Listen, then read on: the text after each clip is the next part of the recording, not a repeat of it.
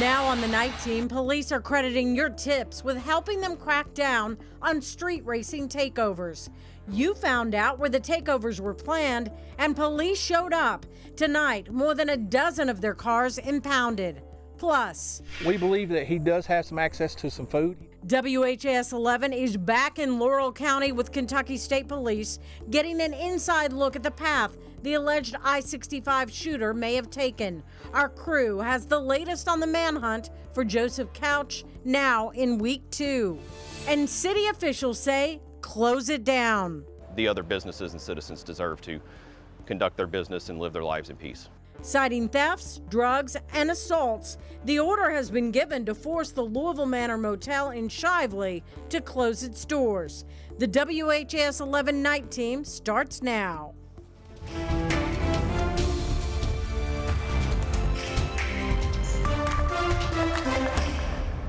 A Shively motel is being ordered to close by the city. The Department of Codes and Regulations announced the closure of the Louisville Manor Motel for theft, assault, and drug-related activities. Thanks for joining us on the night team. I'm Connie Leonard. Shively police tell us they've made over 200 calls to this motel just this year.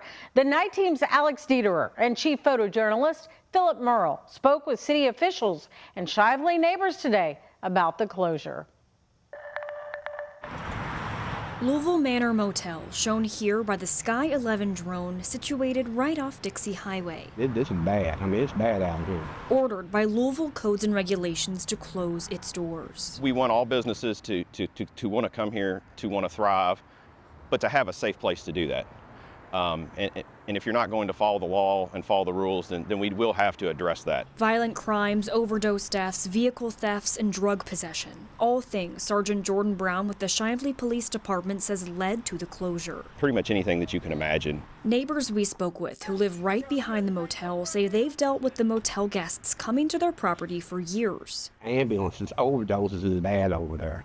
And they come down here, overdoses come down here. It was really irritating. Like, it wasn't able for me to have my peace. I couldn't just come out and sit anywhere without somebody bothering me. And when these neighbors heard the news the motel was forced to close, hey, I'm happy because I feel like it needs to be something else there, something like that's actually resourceful for the community in this area. Before the closure, city departments tried mediation efforts with the motel. Not taking cash payments, getting IDs from guests who are checking in, recording vehicle license plates, increasing lighting in the parking lot.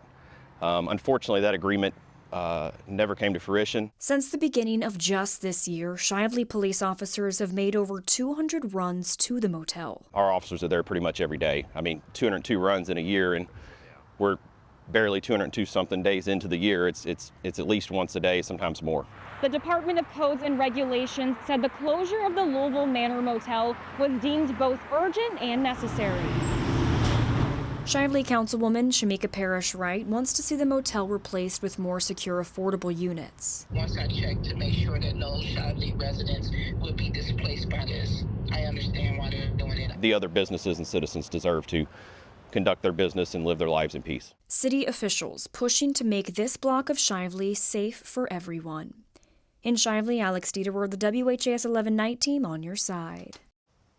WHAS11 did reach out to Louisville Manor Motel today for comment. They did not want to speak to us. The Shively Police Department says the motel will have the opportunity to appeal the decision and hearings will be conducted. Well, the smoke could be seen for miles this afternoon after an old Louisville apartment complex caught on fire. Louisville fire officials say a driver on I-65 first alerted them to the fire on Brook Street around 2:30 this afternoon. When crews first arrived, they had to call in backup because of the size of the fire. Part of the second floor did collapse, forcing crews to fight the flames from outside the building. One resident says she woke up to the smell of smoke and quickly got out. I got up and I went outside my window and flames were just like at my window, and I live on the second floor, so it's kind of surprising. So I got all my essentials. I got my snake, I got my guitar, my longboard, my laptop, and I got out. Everyone made it out and no one was seriously hurt. Louisville Fire says there are 12 units in that complex, many of them home to families. The Red Cross will be helping those impacted. And new on the WHAS 1119, we've learned the name of a woman who died after a house fire in Valley Station early this morning. LMPD sources have identified her as Terry Reynolds. They confirm she volunteered with the 3rd Division Advisory Board, was heavily involved with the FOP.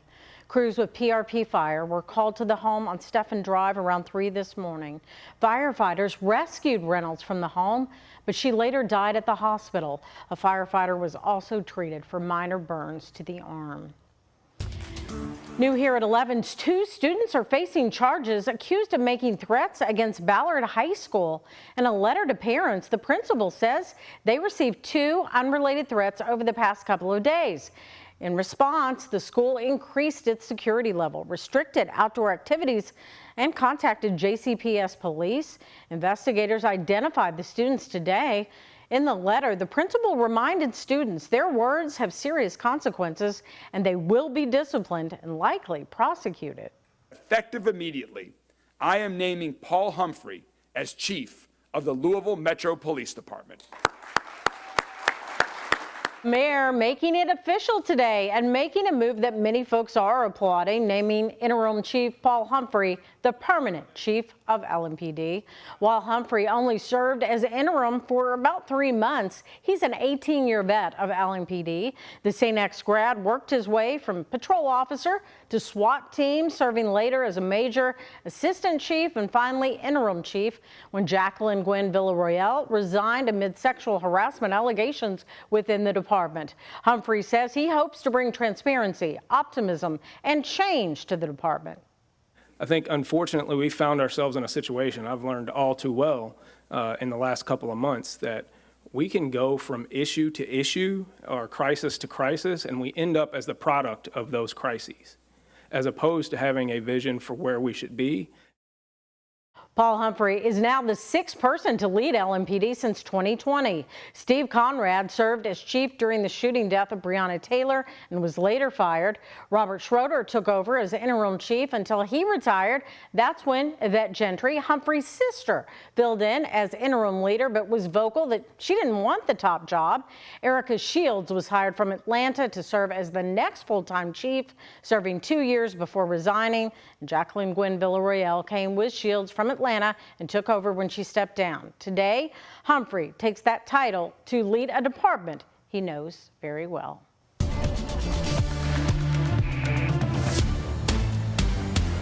Well, Matt, if you were out tonight in the car, you may have been able to turn that air conditioner off. It got a little bit cooler today. It's that time of the year where it's pretty warm, it's not hot during the daytime, and at night or in the morning, maybe the seat heater at least, right? With temperatures in the 50s, maybe not. I just open up the windows. I'm grateful to save some money on the AC bill. Hey, I know we live in Kentucky and Indiana, but I want to start off here on the East Coast. Nice area of low pressure sneaking our way. You look at this, you think tomorrow's going to be a pretty soggy day, right? Not the case. It's super dry here at the surface, and we'll talk more about that. But there are some clouds now pushing west of I-75. So we'll go with partly cloudy tomorrow. Still a very nice day with temperatures near 80 degrees or so and maybe a few showers. That's what we're tracking, extra clouds and light rain. I'll time it out hour by hour and let you know if we have any more rain in about 10 minutes. All right, sounds good. Thank you, Matt. New tonight, Louisville Metro Police seized 14 cars this weekend after more street takeovers. In a post on Facebook, the department says takeovers were reported in 3 different locations last night, 2 on Preston Highway and 1 next to Slugger Field. LMPD says they had received tips the takeovers were going to happen and created a detail to respond. LMPD shared these photos of some of the cars that they seized, saying some helped block traffic to allow the burnouts and sliding. Officers also confiscated 2 guns and arrested several people. Well, attorneys for a Bullitt County mother accused of killing her 2 sons plans to use insanity as a defense in her case. Police arrested Tiffany Lucas last year after finding her 6-year-old and 9-year-old boys shot inside their home. Both boys later died. Lucas's attorney filed a motion in her case, informing the court they plan to argue Lucas was legally insane at the time of the shootings. Lucas has pleaded not guilty in the past. Her trial date is set for December 17th. Students in Laurel County, Kentucky will be back in the classroom tomorrow, but with an increased police presence as law enforcement continues its search for the accused I-75 shooter. The school district was closed for more than a week as police looked for Joseph Couch. Today, our Ian Hardwitt and photojournalist Emma Gefter went into the woods with Kentucky State Police to learn more about those efforts.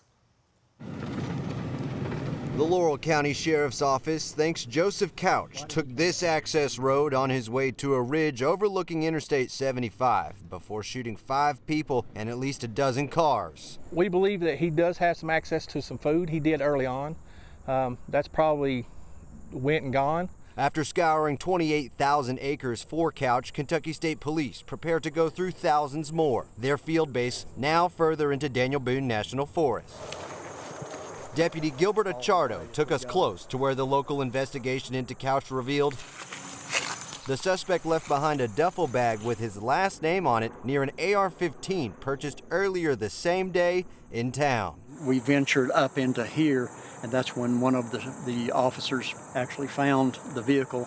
We ran registration on it, and that's where we developed our suspect. Up on this ridge is where Laurel County sheriffs say Couch ditched his vehicle before Couch then started taking off this direction onto this trail, about 600 to 700 feet going towards I-75 and exit 49. Kentucky State troopers took over for the search wearing gear like this, going through lots of trails like these full of bramble. From the blind eye, you never know there's a cave, a sinkhole, or nothing, but they're out there. Drones are used to map the search area and scout caves before troopers and dogs move through. Now, state police are following a trail picked up by their canines, sniffing out the wilderness. Not saying it was Mr. Couch, but they were on a track of something for several days. While police took hundreds of tips from abroad, none of them led them to believe Couch left the wilderness. KSP still thinks Couch is isolated and acting alone. Though they don't know if he's alive or dead, they have a message for him. Please turn yourself in. If you've got anything left in you as a man, turn yourself in to the Kentucky State Police, Sheriff's Office, or City Police. Turn yourself into somebody. I'm Ian Hardwitt for the WHAS 11 Night Team, on your side. Kentucky State Police say they also searched a home in Laurel County for Couch today, but he was not there.